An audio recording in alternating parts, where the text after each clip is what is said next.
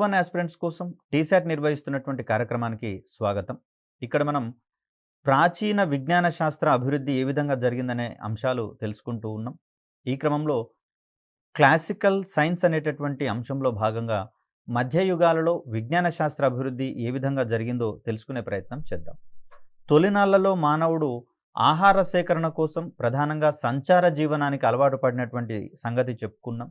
కాలక్రమంలో ఈ సంచార జీవనం కాస్త మానవుని యొక్క అవసరాలు విస్తృతమవుతున్నటువంటి ప్రక్రియలో భాగంగా వేట ఆధారిత సమాజాలు అని, తర్వాత కాలక్రమంలో ఆహార సేకరణ నుంచి ఆహార ఉత్పత్తి దశకు చేరుకున్న సందర్భంలో అది వ్యవసాయ కార్యకలాపాలుగా మారినటువంటి క్రమాన్ని, తద్వారా గ్రామీణ సమాజాలు ఆవిర్భవించినటువంటి సంగతిని మనం చెప్పుకున్నాం. ఈ గ్రామీణ అభివృద్ధి అనేటటువంటిది మరింత విస్తృతమైనటువంటి పరిస్థితులలో అక్కడ వ్యవసాయంలో ఏర్పడినటువంటి మిగులు అనేది వర్తక వ్యాపారాలకు దారితీసిందని, తద్వారా పరిశ్రమలు కావచ్చు, వర్తక వ్యాపారాలతో సంబంధించినటువంటి కార్యకలాపాలలో భాగంగా పట్టణాలు అభివృద్ధి చెందాయని మనం చెప్పుకున్నాం. ఇలా సంచార జీవనం నుంచి మొదలుపెట్టినటువంటి మానవుడు కాలక్రమంలో పలు సుస్థిరమైనటువంటి నివాసాలను ఏర్పరచుకునేటటువంటి క్రమానికి రావడం అనేది జరిగింది.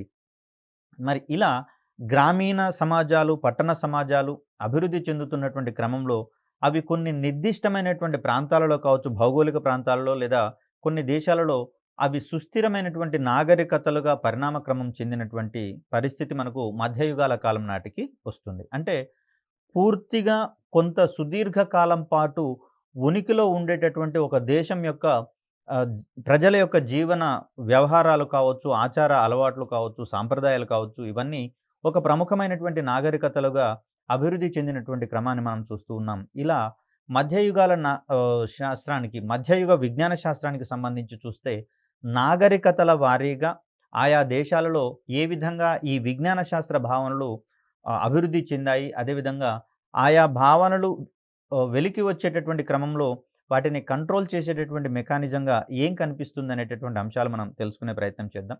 దీన్ని ముఖ్యంగా చూస్తే మధ్యయుగాల నాటి విజ్ఞాన శాస్త్ర అభివృద్ధి గురించి రాయండి అనే ఓరియంటేషన్లో క్వశ్చన్ రావచ్చు, లేదా ప్రాథమికంగా అక్కడ ఉన్నటువంటి నాగరికతల వారీగా విజ్ఞాన శాస్త్రం ఏ విధంగా అభివృద్ధి చెందింది అనేటటువంటి ఓరియంటేషన్లో కూడా క్వశ్చన్ అడిగేందుకు అవకాశం ఉంది.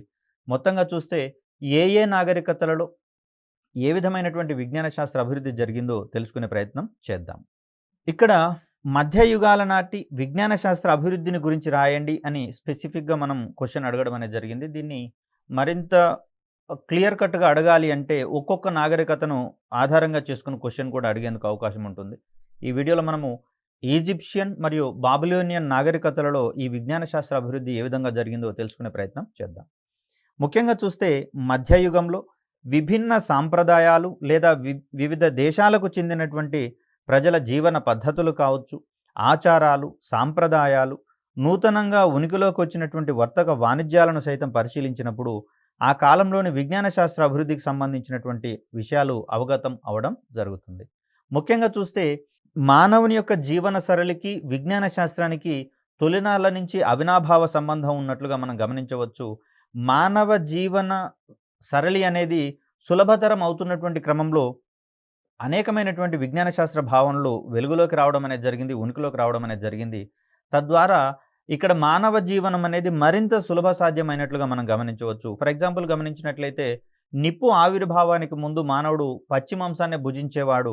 నిప్పు ఆవిర్భావం తర్వాత మాంసాన్ని కాల్చి భుజించడం అనేది మనం చూసాం. తద్వారా తనకు జీర్ణ శక్తి అనేది అధికం కావడం అనేది జరిగింది. జీర్ణ ప్రక్రియ చాలా ఈజీగా జరిగినటువంటి అంశాన్ని కూడా మనం ఇక్కడ గమనించాం. అదేవిధంగా చూస్తే వ్యవసాయము ఉనికిలోకి వచ్చినటువంటి క్రమంలో తన వద్ద ఉన్నటువంటి కొన్ని ధాన్యపు గింజలను కనుక త్యాగం చేస్తే అవి మరింత ఎక్కువ దిగుబడికి ఆస్కారం ఇస్తాయి. తద్వారా తన త్యాగం చేసినటువంటి గింజలకు ఎన్నో వేల రెట్ల ధాన్యపు గింజలను దిగుబడి చేసుకునేటటువంటి అవకాశం ఉందని మానవుడు కనుగొనడం జరిగింది.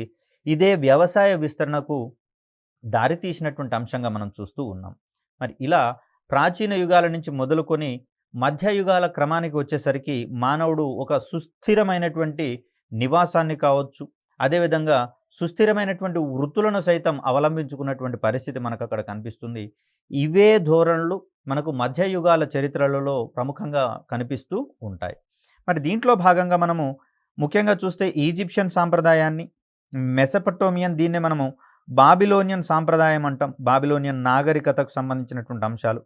అదేవిధంగా గ్రీకు మరియు రోమన్ సాంప్రదాయాలు ఏ విధంగా ఉన్నాయి, చైనా సాంప్రదాయం ఏ విధంగా ఉంది, భారతీయ సాంప్రదాయం ఏ విధంగా ఉంది. సో ఇలా చూస్తే మొత్తం ఒక 5 ఏరియాలను మనం కీలకంగా భావించి, అంటే ఈ నాగరికతలలో విజ్ఞాన శాస్త్ర భావనలు ఏ విధంగా ప్రముఖంగా పెంపొందాయి అనేటటువంటి అంశాలు మనము చర్చించుకోవాల్సి ఉంటుంది. ఈ క్రమంలో అవసరమైతే కొంతమంది ప్రముఖ వ్యక్తులు చేసినటువంటి ఆవిష్కరణల గురించి కూడా మనం ప్రముఖంగా ప్రస్తావించుకోవాల్సి ఉంటుంది. సో మొదటగా మనము ఈజిప్షియన్ సాంప్రదాయానికి సంబంధించిన అంశాలు చూద్దాం. అంటే ఈజిప్ట్ నాగరికతలో విజ్ఞాన శాస్త్రం అనేది ఏ విధంగా అభివృద్ధి చెందిందనే అంశాలు తెలుసుకునే ప్రయత్నం చేద్దాం. సో దీంట్లో ఈజిప్టులో విజ్ఞాన శాస్త్ర అభివృద్ధి ఇనుప యుగానికి ముందు జరిగినట్లుగా మనకి ఇక్కడ ఆధారాలు ఉండడం జరిగింది. అంటే ఇంత క్రితమే మనము ఇనుప యుగానికి సంబంధించి ఏ విధమైనటువంటి లక్షణాలు ఉన్నాయో తెలుసుకున్నాం. దీంట్లో ముఖ్యంగా చూస్తే ఇనుప యుగం తొలినాళ్ళ నాటికే గ్రామీణ సమాజాలు అనేవి ఎస్టాబ్లిష్ అయ్యాయని చెప్పుకున్నాం. కాలక్రమంలో వర్తక వ్యాపారాలతో కూడి, అదేవిధంగా పరిశ్రమలతో కూడి పట్టణాలు రూపొందినట్లుగా మనం ఇక్కడ చెప్పుకున్నాం ఇనుప యుగం ప్రారంభం నాటికే. సో ఇక్కడ ఇనుప యుగం నాటికి ఏం జరిగింది, అనేకమైనటువంటి కార్యక్రమాలలో ఇనుము యొక్క వాడకం పెరిగింది. అదేవిధంగా ఇనుప పనిముట్ల యొక్క వాడకం అనేది పెరిగింది.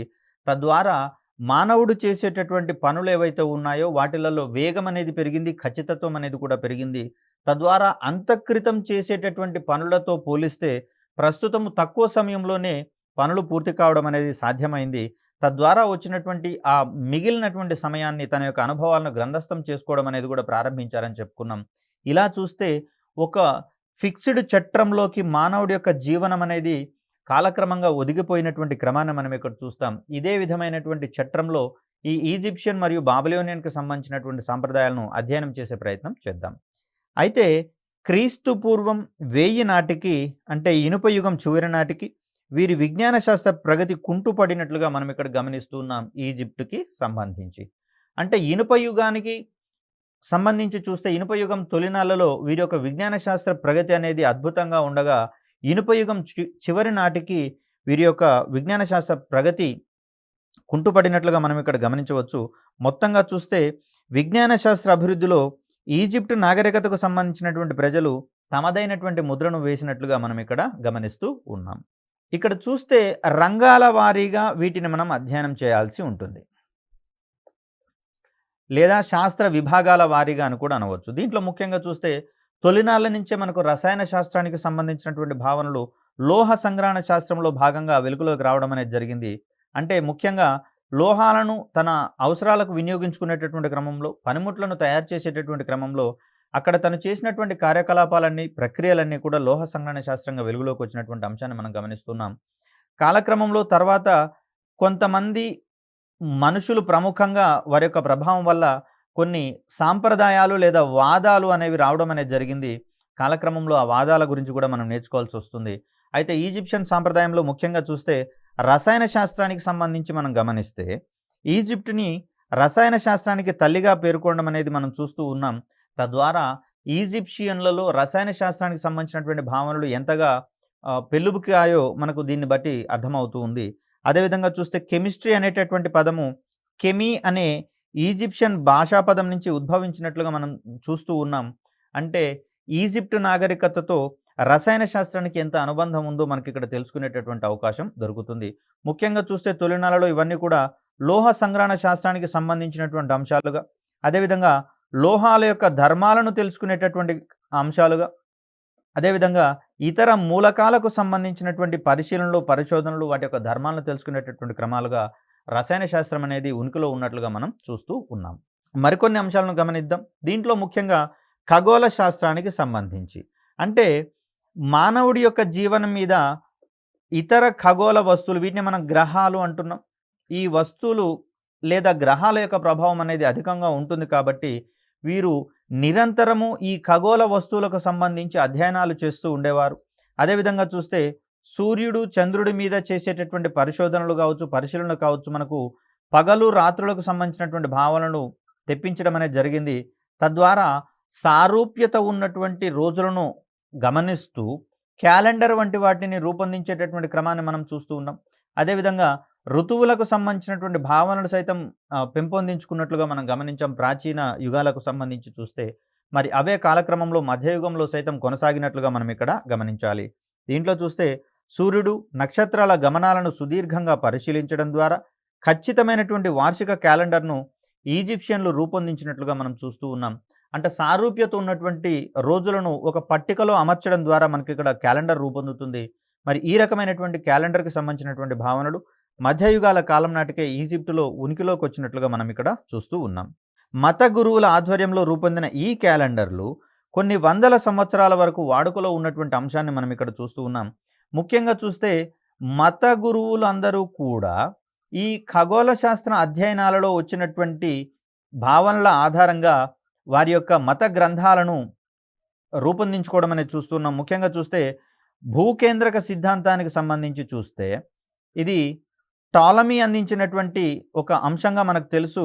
సో తను భూమి కేంద్రంగా ఇతర ఖగోళ వస్తువులన్నీ కూడా తిరుగుతూ ఉన్నటువంటి పరిస్థితులలో మరి ఆ అంశాలను కీలకంగా చేసుకొని నాటి మత బోధకులు కావచ్చు, మత గురువులు కావచ్చు, అక్కడ మత గ్రంథాలను రూపొందించినటువంటి క్రమాన్ని మనం ఇక్కడ గమనించవచ్చు. ముఖ్యంగా చూస్తే ఈజిప్షియన్ మరియు బాబిలోనియన్ నాగరికతలలో మత గురువుల యొక్క ఆధిపత్యం కావచ్చు, వారి యొక్క ప్రభావం అనేది ప్రస్ఫుటంగా మనకు కనిపిస్తూ ఉంది. అదేవిధంగా చూస్తే సూర్యుని యొక్క గమన మార్గాన్ని సునిశ్చితంగా పరిశీలించడం, అదేవిధంగా దానిని అంచనా వేయడం వంటివి.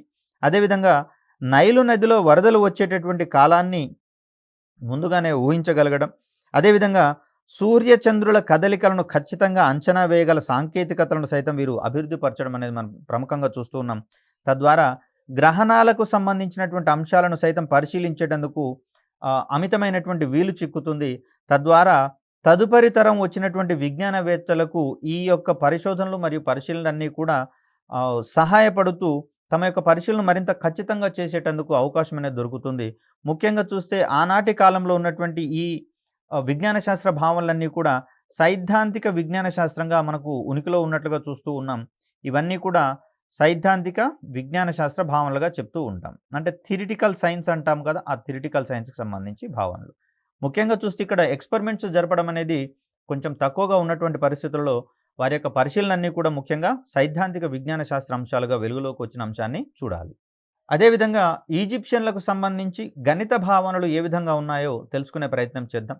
గ్రీకుల గణిత అధ్యయనాలకు సైతం ఈజిప్షియన్ల కాలంలోనే పునాదులు పడ్డాయని గ్రీకు శాస్త్రవేత్త అయినటువంటి హెరోడోటస్ ప్రముఖంగా పేర్కొనడం మనం ఇక్కడ గమనించవచ్చు. అంటే గ్రీకు సాంప్రదాయంలో వారు గణిత శాస్త్రానికి సంబంధించినటువంటి భావనలన్నీ కూడా ఈజిప్షియన్లు అభివృద్ధి పరిచినటువంటి భావనల ఆధారంగానే అభివృద్ధి చేసుకున్నట్లుగా మనం ఇక్కడ గమనించవచ్చు. 2 చరరాశులు గల గణిత సమస్యలను వారు సులువుగా పరిష్కరించినటువంటి విషయాన్ని మనం ఇక్కడ చూస్తూ ఉన్నాం. వేరియబుల్స్ అంటాం చరరాశులు అంటే. అంటే ఏ అంశం యొక్క విలువ అయితే పరస్పరం మారుతూ ఉంటుందో అటువంటి రాశిని మనం చరరాశి అంటాం. మారనటువంటి విలువ మారనటువంటి రాశులను మనం స్థిర రాశులు కాన్స్టాంట్స్ అంటాం. సపోజ్ 6 అనేటటువంటి భావనను గనక మనం గమనిస్తే ఈ నెంబర్కి సమానమైనటువంటి సంఖ్యలో వస్తువులను మనం పొందాల్సి వస్తుంది. మరి ఎక్స్ నెంబర్ ఆఫ్ ఆర్టికల్స్ని ఇవ్వమంటే, ఎక్స్ సంఖ్యకు సమానమైనటువంటి వస్తువులను కనుక ఇవ్వమంటే దీంట్లో ఒక ఖచ్చితమైనటువంటి విలువ ఉండదు. కాబట్టి దీన్ని మనం వేరియబుల్గా చెప్పుకుంటాం. దాన్ని మనం చరరాశిగా చెప్తాం. అంటే ఇక్కడ 2 చరరాశులు ఉన్నటువంటి గణిత సమస్యలను సులువుగా పరిష్కరించేటటువంటి పరిజ్ఞానాన్ని మనకు ఈజిప్షియన్లు ఆనాటికే పొందినట్లుగా మనం ఇక్కడ చూస్తాం. దీన్నే మనము ఒక రకంగా బీజగణిత భావనలు అనుకోవచ్చు కదా.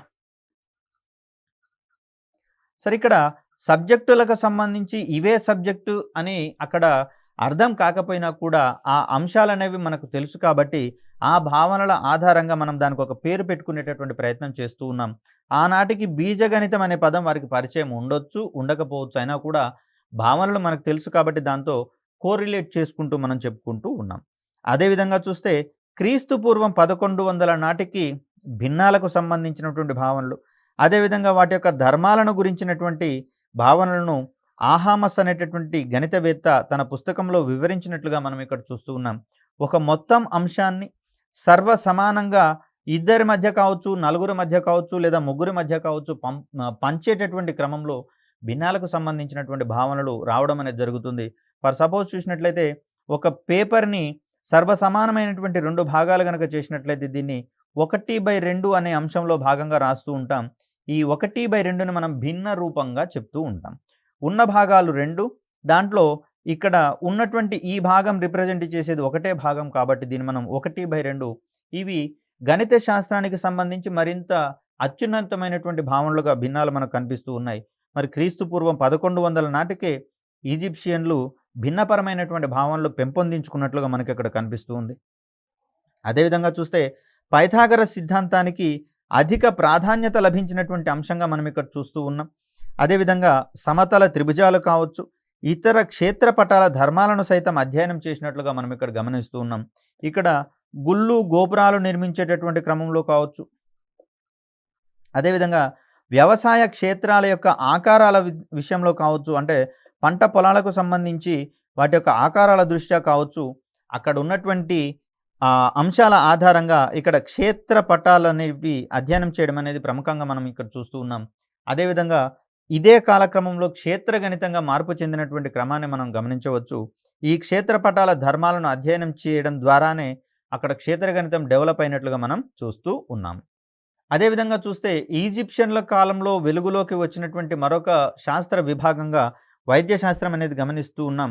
ఇది రాతి యుగం, పాతరాతి యుగం కాలం నాటికే మానవుడు ఇతర మనుషుల యొక్క చిత్రాలను వేయడం ద్వారా శరీర ధర్మశాస్త్రాన్ని కావచ్చు, అదేవిధంగా శరీర నిర్మాణ శాస్త్రాలకు సంబంధించినటువంటి అధ్యయనాలు అక్కడ వెలుగులోకి రావడం అనేది మనం చూసాం. ఇవే కాలక్రమంలో మార్పు చెందుతూ వైద్య శాస్త్రానికి సంబంధించినటువంటి ఆధునిక భావనలుగా మారడం అనేది చూస్తూ ఉన్నాం. కాలక్రమంలో మానవుడు రోగ లక్షణాలను, అంటే తనకు కలిగినటువంటి అస్వస్థతకు సంబంధించినటువంటి లక్షణాలను గమనించడం, వీటికి సంబంధించినటువంటి చికిత్స లేకపోతే నివారణ ఉపాయాలను కనుగొనడం కూడా మనం కాలక్రమంలో గమనించాం. కాబట్టి ఇవే మరింత విస్తృతమై వైద్యశాస్త్ర విభాగాలుగా మన ముందుకు వచ్చినటువంటి సంగతిని గమనించవచ్చు. ఈజిప్షియన్ల కాలాన్ని గనక గమనిస్తే వీరు ఆనాటికే వైద్య మరియు ఔషధాల తయారీ రంగంలో పురోభివృద్ధిని సాధించినట్లుగా మనం చూస్తూ ఉన్నాం. ముఖ్యంగా చూస్తే వైద్య శాస్త్రంలో అనేకమైనటువంటి అస్వస్థతలను నివారించే క్రమంలో ఔషధాలకు ప్రాధాన్యత పెరగడం అనేది మనం చూసాం. సో ఈ క్రమంలో ఏ విధమైనటువంటి అస్వస్థతకు ఏ రకాలైనటువంటి ఔషధాలు అవసరమో అప్పటి నుంచే వారు విస్తృతంగా పరిశోధనలు మరియు పరిశీలనలు చేసినట్లుగా మనం చూస్తూ ఉన్నాం. ఇలా వారు ఔషధ రంగానికి సంబంధించి చూస్తే జంతు, వృక్ష, ఖనిజ సంబంధమైనటువంటి పదార్థాలను వైద్యశాస్త్రంలో ఉపయోగించినట్లుగా మనం ఇక్కడ చూస్తూ ఉన్నాం. ముఖ్యంగా చూస్తే ఔషధాల తయారీకి సంబంధించి ఇక్కడ భస్మీకరణం అనే ప్రక్రియ ద్వారా, అంటే వేడి చేయడం ద్వారా పదార్థాలను ఏం చేశారు, ఎముకలకు సంబంధించి కావచ్చు, జంతువుల కొమ్ములకు సంబంధించి కావచ్చు, తాబేల పైకప్పులను సైతం చూర్ణం రూపంలో, అంటే పొడి రూపంలో వీటిని వేడి చేయడం ద్వారా ఏర్పడేటటువంటి భస్మం ఉంటుంది కదా, ఈ భస్మానికి సంబంధించినటువంటి పొడులను తగు పాలలో వివిధ పరిమాణాలలో వాటిని తీసుకొని వాటిని వినియోగించడం ద్వారా ఔషధాలను తయారు చేసేవారు అనేటటువంటిది ఈజిప్షియన్లకు సంబంధించినటువంటి ఔషధ విభాగంలోని ఘనతగా మనం చెప్పుకుంటూ ఉన్నాం.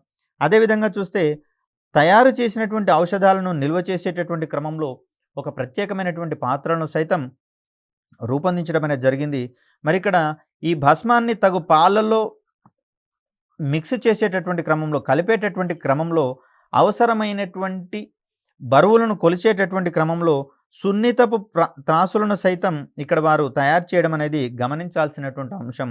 దీన్ని మనం సింపుల్ బ్యాలెన్స్ అని చెప్పేసి అంటాం కదా.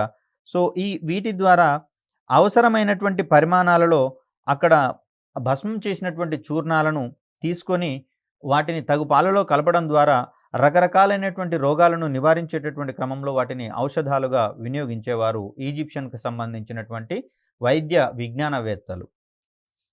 సో ఇలా చూస్తే మనకు ఈజిప్ట్కు సంబంధించి చూస్తే వీరు నిర్మాణ రంగంలో సైతం గణనీయమైనటువంటి పురోభివృద్ధి సాధించడం అనేది జరిగింది. ఇవి వారి యొక్క పిరమిడ్ నిర్మాణాల ఆధారంగా మనం చూస్తూ ఉన్నాం. రసాయన శాస్త్రంలో చూస్తే వీరు మమ్మీలను రూపొందించేటటువంటి క్రమంలో కొన్ని రకాలైనటువంటి తైలాలను ఆ మృత శరీరాలకు పూయడం ద్వారా అవి సుదీర్ఘకాలం పాటు చెక్కు చెదరకుండా శైథిల్యం చెందకుండా ఉండేటటువంటి క్రమాన్ని కూడా గమనించాం. ఇలా చూస్తే ఈజిప్షియన్లు అనేకమైనటువంటి విజ్ఞాన శాస్త్ర భావనలు పెంపొందించేటటువంటి క్రమంలో కీలకమైనటువంటి పరిశోధనలు చేసినట్లుగా మనకు కనిపిస్తూ ఉంది. మరి ఇవే రకమైనటువంటి ధోరణులన్నీ కూడా ఆనాటి సమకాలీన నాగరికతగా పరిణమించేటటువంటి బాబిలోనియన్ లేదా మెసొపొటేమియన్ సాంప్రదాయంలో ప్రముఖంగా ప్రస్తావించే క్రమాన్ని మనం పరిశీలిద్దాం. సో ఇలా చూస్తే చరిత్ర పూర్వ యుగంలో నాగరికత అభివృద్ధికి బాబిలోనియన్లు కనబరిచిన చొరవ ఇనుప యుగం నాటికి కనుమరుగైనట్లుగా మనం చూస్తూ ఉన్నాం. ఇక్కడ ఈజిప్టు నాగరికతలో సైతం ఇలాంటి ధోరణే మనకు ప్రస్ఫుటంగా కనిపిస్తూ ఉంది. ఇనుప యుగం తొలినాళ్లలో వారి యొక్క విజ్ఞాన శాస్త్ర ప్రగతి అనేది అద్భుతంగా ఉండగా ఇనుప యుగం చివరి నాటికి అది అదృశ్యమైనట్లుగా మనం ఇక్కడ గమనిస్తూ ఉన్నాం. అయితే గ్రీకులు ఉపయోగించినటువంటి ఖగోళ పరిశోధన సామాగ్రిని బాబిలోనియన్లు రూపొందించినట్లుగా హెరోడోటస్ మనకు వివరించడం అనేది జరిగింది. ఇంత క్రితమే చెప్పుకున్నాం, తొలినాళ్లలో ఉన్నటువంటి విజ్ఞాన శాస్త్రాన్ని మనము సైద్ధాంతిక విజ్ఞాన శాస్త్రంగా చెప్పుకుంటున్నామని. దీన్ని మనము థిరిటికల్ సైన్స్ అనేటటువంటి అంశంగా చూస్తూ ఉన్నాం. ముఖ్యంగా చూస్తే ఈనాటి విజ్ఞాన శాస్త్రంలో భౌతిక శాస్త్రం అని కానీ, రసాయన శాస్త్రం అని కానీ, ఖగోళ శాస్త్రం అని కానీ ఖచ్చితమైనటువంటి సరిహద్దులు నిర్ధారించబడక ఒక విజ్ఞానవేత్త తనకు ఆసక్తి ఉన్నటువంటి అనేక రంగాలలో విశేషమైనటువంటి ప్రతిభను కనబరిచేవారు. అలా చూస్తే ఇక్కడ టాలమీకి సంబంధించి కావచ్చు, తను ఒక మత గురువుగా మనకు కనిపిస్తున్నాడు. ప్రధానంగా ఒక జ్యోతిష్య పండితుడిగా కూడా తను పనిచేసినట్లుగా మనకు గమనిస్తూ ఉన్నాం. మరి ఇదే వ్యక్తి ఖగోళ శాస్త్రమైనటువంటి అధ్యయనాలను విశేషంగా చేసినటువంటి క్రమాన్ని మనం ఇక్కడ గమనించవచ్చు. అదేవిధంగా ఆర్కిమిడీస్కి సంబంధించి చూసినా కూడా ఇవే రకమైనటువంటి అంశాలు మనకు కనిపిస్తూ ఉన్నాయి. తను ప్రధానంగా యాంత్రిక శాస్త్రానికి సంబంధించి, అదేవిధంగా లోహ శాస్త్రానికి సంబంధించి వాటి యొక్క లోహాల యొక్క స్వచ్ఛతను కనుగొనేటటువంటి క్రమంలో సైతం మనకు ఆర్కిమిడీస్ కనిపిస్తూ ఉంటాడు. కాబట్టి విభిన్నమైనటువంటి వ్యక్తులు ఒకే అంశంలో కాకుండా విభిన్నమైనటువంటి అంశాలలో ప్రావీణ్యతను సంపాదించి వాటిలో పరిశోధనలు చేసేటటువంటి క్రమం అనేది మనకి ఇక్కడ కనిపిస్తూ ఉంది. అదేవిధంగా చూస్తే ఈ సైద్ధాంతిక విజ్ఞాన శాస్త్రాన్ని రుజువుపరిచేటటువంటి క్రమంలో కొన్ని ప్రయోగాలను చేసి ఆ సైద్ధాంతిక విజ్ఞాన శాస్త్రంలో ఉన్నటువంటి భావనలను సమర్థించేటటువంటి క్రమాన్ని మనం ఇక్కడ ఎక్స్పెరిమెంటల్ ప్రయోగాత్మక విజ్ఞాన శాస్త్రంగా మనం చెప్తూ ఉంటాం. ఎక్స్పెరిమెంటల్ సైన్స్గా మనం చెప్తూ ఉంటాం. మరి ఇలాంటి సందర్భంలో గ్రీకులు ఉపయోగించినటువంటి ఈ ఖగోళ పరిశోధన సామాగ్రిని, అంటే అంతకు ముందున్నటువంటి సైద్ధాంతిక అంశాలను రుజువుపరిచేటటువంటి క్రమంలో గ్రీకులు యూజ్ చేసినటువంటి ఈ పరిశోధన సామాగ్రి ఏదైతే ఉందో దానిని మొత్తం బాబిలోనియన్లు రూపొందించినట్లుగా హెరోడోటస్ అనేటటువంటి వ్యక్తి వివరించినట్లుగా మనకు కనిపిస్తూ ఉంది. ఇక్కడ బాబిలోనియన్ సాంప్రదాయాలకు సంబంధించి చూస్తే స్థిర నక్షత్ర కూటముల ఆధారంగా బాబిలోనియన్లు సూర్యుడు, భూమి, ఇతర గ్రహాల యొక్క ఖచ్చిత గమన మార్గాలను తెలుసుకోవడం అనేది మనకు జరిగింది. ముఖ్యంగా చూస్తే ఇవే రకమైనటువంటి ఆవిష్కరణలు మనకు క్యాలెండర్కు సంబంధించినటువంటి భావనలు పెంపొందించేటటువంటి క్రమాన్ని మనం ఇక్కడ చూస్తూ ఉన్నాం. ప్రాచీన కాలంలోనే మానవుడు ఋతువులకు సంబంధించినటువంటి భావనలు పెంపొందించుకున్నట్లుగా మనం చూసాం. వేటకు అంటే జంతువులను వేటాడే సందర్భాలలో వేటకు అనుకూల సమయాలను నిర్దేశించుకునేటటువంటి సందర్భంలో ఇక్కడ ఋతువులకు సంబంధించినటువంటి ప్రాథమిక భావనలు వెలుగులోకి వచ్చినట్లుగా మనం గమనిస్తూ ఉన్నాం. తొలినాళ్ళ నుంచే మానవుడు సూర్యుడు మరియు చంద్రుడు, అదేవిధంగా ఇతర ఖగోళ వస్తువులకు సంబంధించినటువంటి గమనాలను నిశ్చితంగా పరిశీలించేవాడు. తద్వారా సారూప్యత ఉన్నటువంటి రోజులకు సంబంధించి వాటన్నింటినీ సునిశ్చితంగా గమనిస్తూ క్యాలెండర్ వంటి వాటిని అభివృద్ధి పరుచుకున్నట్లుగా మనం గమనించాం.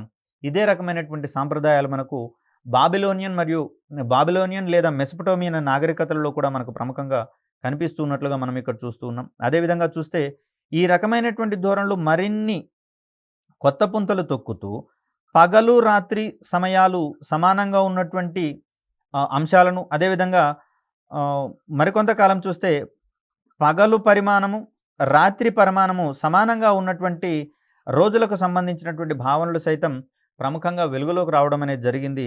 ఇవన్నీ చూస్తే తొలినాళ్లలో మనము భూకేంద్రక సిద్ధాంతానికి సంబంధించినటువంటి భావనలు ప్రముఖంగా ప్రస్తావించుకోవడం జరిగిందని చెప్పుకున్నాం. ఈ భూకేంద్రక సిద్ధాంతంలో ఒక వాదం ఏంటి అంటే, భూమి కేంద్రంగా సూర్యుడు మరియు ఇతర ఖగోళ వస్తువులన్నీ కూడా వృత్తాకార మార్గాలలో పరిభ్రమిస్తున్నాయని చెప్పేసి ప్రముఖంగా ప్రస్తావించుకోవడం జరిగింది. మరి ఇలా చూస్తే ఇవి వృత్తాకార మార్గాల్లో ప్రయాణించేటటువంటి క్రమంలో నిరంతరము పగలు యొక్క పరిమాణము, రాత్రి యొక్క పరిమాణము సమానంగా ఉండాలి. కానీ కొన్ని సందర్భాల్లో సుదీర్ఘమైనటువంటి పగలు ఏర్పడడం, కొన్ని సందర్భాల్లో సుదీర్ఘమైనటువంటి రాత్రులు ఏర్పడడం వంటి ధోరణులు కనిపిస్తూ ఉన్నాయి. అదేవిధంగా చూస్తే ఋతువులు ఏర్పడేటటువంటి క్రమంలో సైతం కొన్ని సందర్భాల్లో సూర్యుడి నుంచి తక్కువ వెలుతురు వేడి అనేది భూమికి అందుతుంది. కొన్ని సందర్భాల్లో గరిష్టమైనటువంటి వెలుతురు వేడి భూమికి అందుతున్నటువంటి పరిస్థితులలో మరి వృత్తాకార మార్గాల్లో ప్రయాణించేటటువంటి క్రమంలో ఈ ధోరణులు అనేవి సముచితం కావు. కాబట్టి వీటికి మించి ఇంకా కొన్ని సిద్ధాంతాలను వెలుగు చూసేటటువంటి క్రమం అనేది మనకు అక్కడ కాలగమనంలో రావడం అనేది జరిగింది. తద్వారా ఈ పరిశోధనలన్నీ కూడా భూకేంద్రక సిద్ధాంతం ఆధారంగా కాదు, సూర్యకేంద్రక సిద్ధాంతం వంటి భావనల ఆధారంగా విశ్వ ఆవిర్భావం జరిగిందని ప్రపంచానికి వెల్లడి చేయడం అనేది జరిగింది. ఇవన్నీ కూడా చూస్తే తొలినాళ్లలో కేవలం మతాధికారులందరూ కూడా భూకేంద్రక సిద్ధాంతం ఆధారంగా మత గ్రంథాలను ఏర్పాటు చేసుకొని వాటి ఆధారంగా తమ యొక్క మత బోధనలు వినిపిస్తూ ఉండగా, మరి కాలక్రమంలో వచ్చినటువంటి సూర్యకేంద్రక సిద్ధాంతాన్ని వారు విస్మరించడం అనేది జరిగింది. దానిని యొక్క ఉనికిని వారు పట్టించుకోవడం మానేయడం అనేది జరిగింది. కానీ ఎప్పుడైతే అరిస్టాటిల్ వంటి వారు ప్రముఖంగా దీనికి సపోర్ట్ చేయడం అనేది జరిగిందో, తద్వారా మిగిలినటువంటి విజ్ఞానవేత్తలు సైతం ఈ భావనల్లో అనేకమైనటువంటి పరిశోధనలు చేయడం ప్రారంభించడం జరిగింది. సో ఈ క్రమంలోనే సూర్యకేంద్రక సిద్ధాంతాన్ని మరింత విస్తృతపరిచేటటువంటి క్రమంలో కెప్లర్ మరియు న్యూటన్ వంటి వారు తదుపరి కాలంలో తమ యొక్క పరిశీలనలను వీటిని ఆధారంగా చేసుకొని మరింత ఖచ్చితమైనటువంటి సిద్ధాంతాలను వెలుగులోకి తీసుకొని రావడం అనేది జరిగింది. మరి ఇవన్నీ కూడా ఏ ఒక్క రోజులోనో ఏ ఒక్క నెలలోనో జరిగినటువంటి పరిశోధనల ఫలితంగా కాక సుదీర్ఘంగా వేల సంవత్సరాల నుంచి జరిగినటువంటి విజ్ఞాన శాస్త్ర పరిశోధనలు మరియు అభివృద్ధి కార్యక్రమాల కొనసాగింపుగా మనం చూస్తూ ఉన్నాం. సో ఇలా బాబిలోనియన్ నాగరికతలో గమనిస్తే విషువత్తులు కావచ్చు, అయనాంతాలకు సంబంధించినటువంటి భావనలు సైతం ఆనాటికే ప్రాచుర్యంలో ఉన్నట్లుగా మనం గమనిస్తూ ఉన్నాం. తద్వారా సమాన పరిమాణంలో పగలు రాత్రి ఏర్పడేటటువంటి సందర్భాలు, అదేవిధంగా సుదీర్ఘమైనటువంటి పగలు సుదీర్ఘమైనటువంటి రాత్రి ఏర్పడే సందర్భాలను వారు గణించేటటువంటి పరిజ్ఞానాన్ని సంపాదించుకున్నట్లుగా మనకి ఇక్కడ తెలుస్తూ ఉంది. ముఖ్యంగా చూస్తే సూర్యుడు, భూమి, చంద్రుడి యొక్క ఈ గమనాలను ఆధారంగా చేసుకొని చేసే పరిశీలన వల్ల ఈ రకమైనటువంటి సాంకేతికత అభివృద్ధి చెందినట్లుగా చూస్తూ ఉన్నాం. అదేవిధంగా చూస్తే ఈ బాబిలోనియన్ నాగరికత కాలం నాటికే పైథాగర సిద్ధాంతం అనేది విశ్వసనీయంగా ఉంది. అదేవిధంగా చూస్తే 2 చలరాశులు గల గణిత సమీకరణాల సాధన మరియు శరీర అవయవ శాస్త్రము, శస్త్రచికిత్సలకు సంబంధించినటువంటి అంశాల్లో కూడా వీరికి మరించి పరిజ్ఞానం ఉన్నట్లుగా మనకి ఇక్కడ గమనిస్తూ ఉన్నాం. రాశి చక్రం గురించి కూడా వీరికి తెలుసు. తద్వారా జ్యోతిష్యం వంటి అంశాలలో సైతం వీరికి ప్రాథమికమైనటువంటి అవగాహన ఉన్నట్లుగా మనం భావించాల్సి వస్తుంది. అదేవిధంగా గ్రహణాలను సైతం ముందుగానే తెలుపగల సామర్థ్యం అనేది వీరి సొంతం కావడం అనేది జరిగింది. తద్వారా వీరికి ఖగోళ వస్తువుల యొక్క గమనాల మీద నిశితమైనటువంటి పరిశీలన, అవగాహన ఉన్నట్లుగా మనకు అర్థమవుతూ ఉంది. ముఖ్యంగా చూస్తే ఈజిప్ట్కు సంబంధించినటువంటి విజ్ఞాన శాస్త్రం యొక్క ప్రభావం అనేది మనకు బాబిలోనియన్ మరియు మెసొపొటేమియన్ నాగరికతల మీద ఉన్నట్లుగా మనం ఇక్కడ గమనించవచ్చు. ఈ రెండింటి మధ్య ఉన్నటువంటి సారూప్యతను కనుక మనం గమనిస్తే ఇది మతాధిపతుల యొక్క ఆధిపత్యంలో ఇక్కడ విజ్ఞాన శాస్త్ర అధిపతుల ఆధ్వర్యంలో విజ్ఞాన శాస్త్ర ప్రగతి జరిగినట్లుగా మనం ఇక్కడ గమనించాల్సి వస్తుంది. అయితే ఈ రకమైనటువంటి ధోరణి తదుపరి వచ్చినటువంటి గ్రీకు మరియు రోమన్ నాగరికతలలో కనిపించదు మతాధిపతుల ఆధిపత్యానికి సంబంధించి. కాబట్టే గ్రీకు మరియు రోమన్కి సంబంధించినటువంటి విజ్ఞానవేత్తలు తమవైనటువంటి స్వేచ్ఛాపూరితమైనటువంటి ఆలోచనలను పెంపొందించుకోవడం ద్వారా విజ్ఞాన శాస్త్రాన్ని కొన్ని గణనీయమైనటువంటి స్థాయిలో ప్రభావితం చేయగలిగారు. అయితే వారి యొక్క పార్టిసిపేషన్ కొంత తక్కువగానే ఉన్నా కూడా ఇక్కడ ఈజిప్ట్ మరియు బాబిలోనియన్ నాగరికతల యొక్క విజ్ఞాన శాస్త్రానికి కొనసాగింపుగా వారు మరిన్ని అద్భుతమైనటువంటి ఆవిష్కరణలు చేస్తున్నట్లుగా మనం అర్థం చేసుకోవచ్చు.